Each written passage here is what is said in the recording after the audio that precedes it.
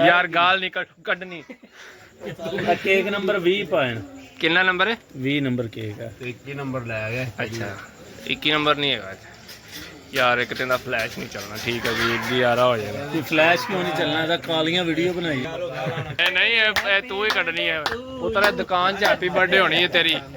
चलो चलो आजो आजो आजो कोई गल नहीं। नहीं मेनू वैसे ही आए तेनू की हैप्पी बर्थडे किनवा साल है? 20 उधर 20 हां ने कट बख्शिश तेरी भी बड़ी औखी इतना बड़ा मुनाफिक छੱਡ गल। मेरे नाल सलाम ले, मेरे नाल सलाम ले। वालेकुम सलाम। चलो हैप्पी बर्थडे हैप्पी बर्थडे। और रंग लाल हो गया। चलो बादाम नहीं कटीचना चाहिए विचों, बादाम नहीं कटीचना चाहिए। सनी इंज तो ना कर। आला चैरी गई जे तेरे अंदर। Thank you.